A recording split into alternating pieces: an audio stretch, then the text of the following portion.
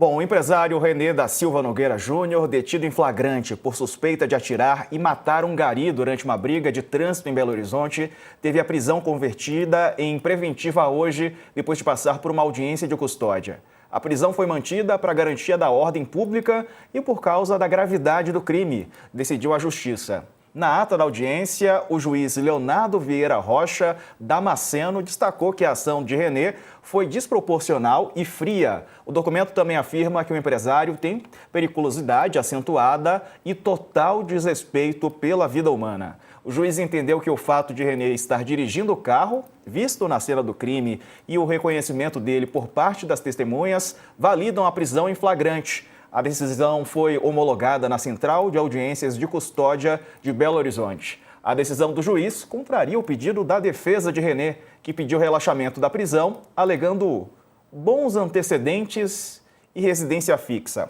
A defesa também tinha alegado que o empresário era réu primário para pedir o relaxamento da pena, que não veio. Vamos conversar com a Liliane França da Silva, esposa do Laudemir de Souza Fernandes, o trabalhador morto lá em Belo Horizonte. Primeiro, Liliane, é claro aqui expressar meus sentimentos a você, a toda a família, e te perguntar, né, como é que a família recebe essa informação. É claro que nada, né, diminui a dor, mas pelo menos esse assassino, né, ele está mantido na prisão. Uma boa noite. Boa noite. Eu recebo com um pouco de alívio, né? O coração da gente começa a ficar mais aliviado, que a gente vê que a justiça da terra pode ser feita assim, né? O Laudemir, ele não merecia, né? Quer dizer, ninguém merece sair para trabalhar e levar um tiro desse jeito, né? Então, isso traz conforto para a gente, sim, com certeza. Carla. Bom, também queria manifestar a minha solidariedade né, se vocês, a família, estão tendo algum tipo de apoio, pretendem pedir algum tipo de novo também, né, é muito difícil, não há como reparar uma perda dessa, mas algum tipo de apoio, algum processo contra essa pessoa que cometeu esse crime, ou até mesmo em relação ao Estado, se a senhora está amparada pela justiça também para tentar ter algum tipo de suporte?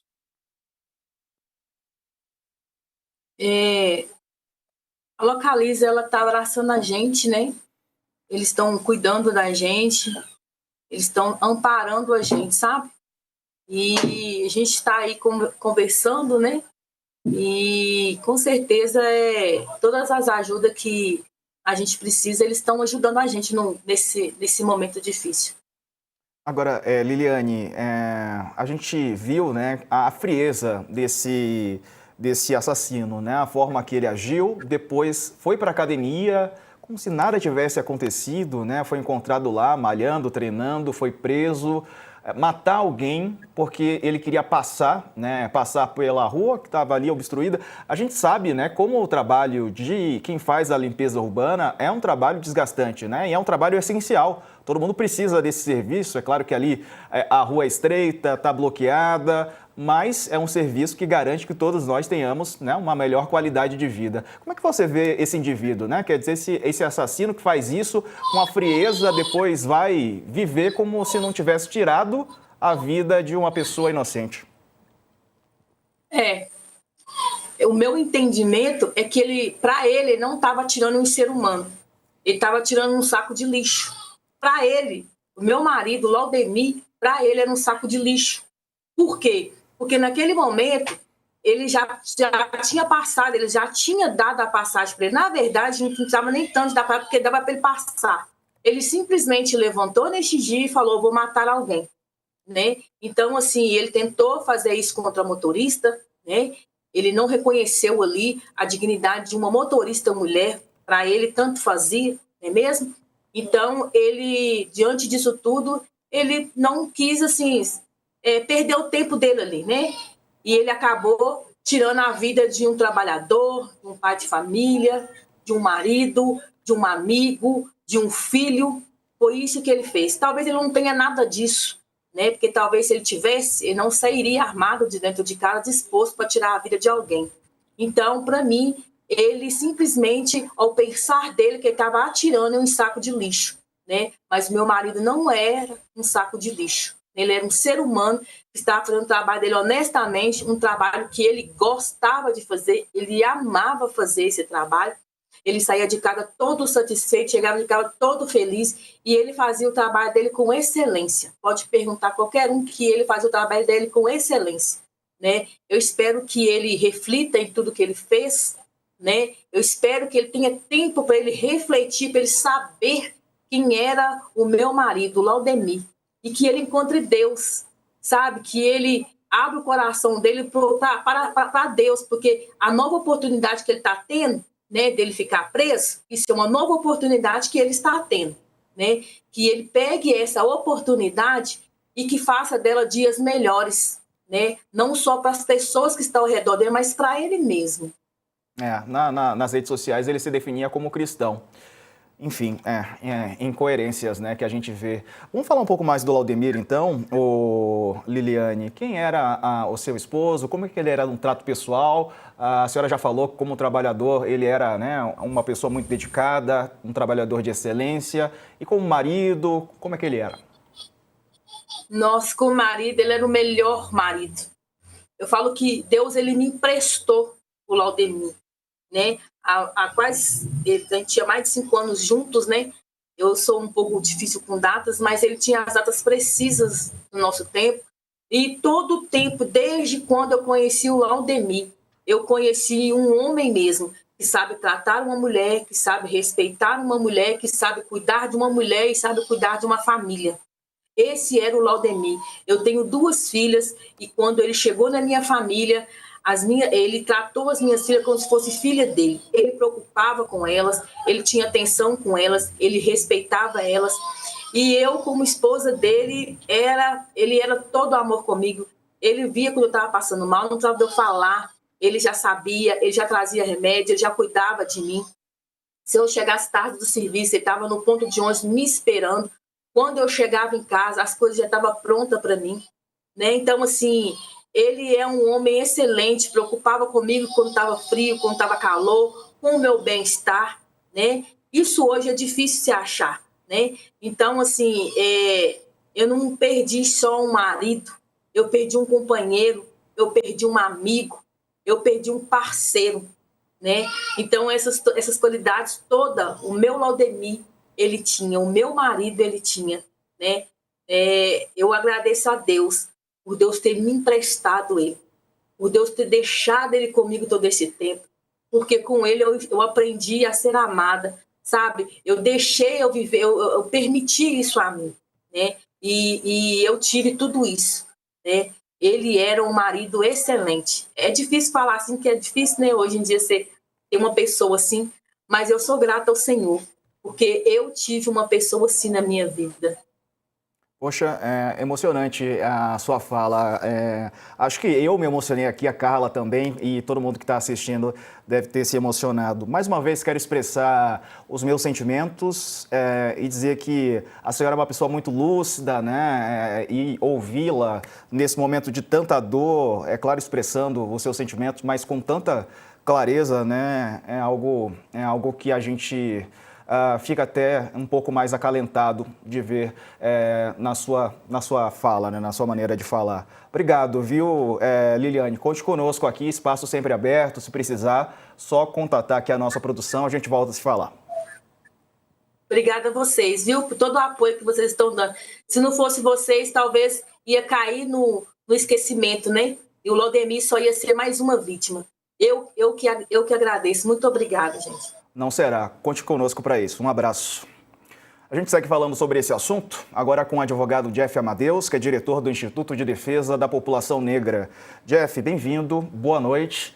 Relato forte, né, Jeff? E a gente vê casos, infelizmente, que são repetitivos, né? Em que pessoas se acham no direito de atirar, matar, tirar a vida de um trabalhador, de uma pessoa que está ali, enfim, garantindo o sustento da sua família e agem depois como se nada tivesse acontecido, né? Quero entender exatamente quais são os crimes cometidos por ele e quanto tempo esse cara pode ficar na prisão, né? Que eu espero que ele passe bastante tempo lá. Boa noite. Boa noite. Primeiramente, manifestar a minha solidariedade e indignação. De fato, eu confesso que foi difícil, está sendo muito difícil aqui fazer essa entrevista depois dessa fala impactante que traz uma série de reflexões à tona. De fato, né, tem-se aí indiscutivelmente um homicídio qualificado. A pena, por conta dessas qualificadoras, é em torno de 12 a 30 anos. Mas além disso, traz à tona também, né, o que é a vida, especialmente, né, da população negra aqui, enquanto diretor do Instituto de Defesa da População Negra, né, lidar com situações como essas, de fato, são inaceitáveis, né, e muito difíceis, né, enfim. Também há que se falar aqui também acerca de uma possível responsabilidade por parte da companheira dele, né, a UOL, né, vem aqui noticiando essa cobertura muito importante, como foi mencionado pela Liliane, acerca da importância da imprensa, e pelo que tem sido veiculado, há ali também uma possível participação, né, a ser apurada em razão desse acautelamento inadequado dessa arma. Carla. Doutor, nesse caso, né, que a gente vê, além do crime brutal, o comportamento dessa pessoa ir para academia, né, enfim, tentar seguir a vida, né, e mesmo depois de ter cometido um crime como esse, dá para isso, obviamente, ser um agravante, imagino eu, na pena. E aí o fato é uma pergunta leiga mesmo, mas o senhor cuida da questão da população negra. O fato também de ser uma pessoa negra dá para fazer com que esse assassino tenha uma pena maior por isso? De ser uma pessoa Essa, vulnerável, de ser uma pessoa que estava ali. você traz uma pergunta muito importante, uma excelente reflexão. Vejam, existem algumas. É, é possível que em determinadas circunstâncias haja uma qualificadora ou um aumento da pena, ou mesmo outro tipo de crime, a depender das circunstâncias, por exemplo, como ocorre o feminicídio, por ser uma mulher. Mas é triste ter que falar isso, porque no Brasil, ao contrário, infelizmente, o fato de ser uma pessoa negra, ao contrário, né? Pode fazer justamente o contrário, né. Infelizmente, aqui eu falo com muita dor no coração, mas te falo a partir da prática, né, porque de fato, num país organizado pelo racismo, a vida das pessoas negras, como foi muito bem falado aqui pela Liliane, é como se ela, né, como se ele estivesse olhando para um saco de lixo. Foi essa expressão que a Liliane utilizou, né, isso mexeu muito comigo, porque quando lembro da nossa atuação aqui em diversas situações, especialmente, né, de crianças, meninos e meninas, a vida da população negra parece exatamente isso que a Liliane bem falou aqui publicamente. Essa situação é absurda, inaceitável, mas é preciso que se faça justiça. Eu peço desculpa, mas eu estou um É. pouco impactado com a fala dele. Eu acho que todos nós estamos, viu, Jeff? Então, enfim, é isso. Eu também tô, acho que a Carla também tá, então a produção aqui tá, todo mundo ficou impactado mesmo com o relato. E esse assassino, ele pode ter usado a arma da esposa que era delegada também. Se isso for comprovado, ela tem responsabilidade nesse crime também, certo? Perfeito, esse é um ponto muito importante, porque eu ouvi algumas pessoas falando acerca de uma possibilidade do crime de omissão de cautela. Na verdade, não seria esse o crime, porque omissão de cautela seria deixar de observar as cautelas para impedir que um menor de idade ou uma pessoa com deficiência pegue a arma, né? Não foi o caso ali, né? Ali é o caso de uma pessoa maior de idade, então é preciso verificar, por exemplo, se ela pode ter cedido, né? Porque ainda que gratuitamente, ela poderia até estar como uma partícipe, digamos assim, dessa situação. Então é possível, né, eu fiquei sabendo que a corregedoria da polícia já abriu uma investigação e esse fato ele é muito relevante, porque uma pessoa como essa, com histórico, como foi já noticiado, ela sendo uma policial, uma delegada, essa situação de fato ela pode e deve ser apurada.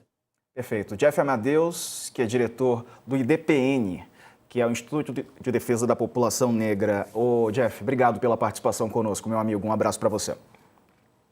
Um abraço para você e parabéns pela cobertura muito importante nesse caso e minha solidariedade aqui à família. Obrigado, querido.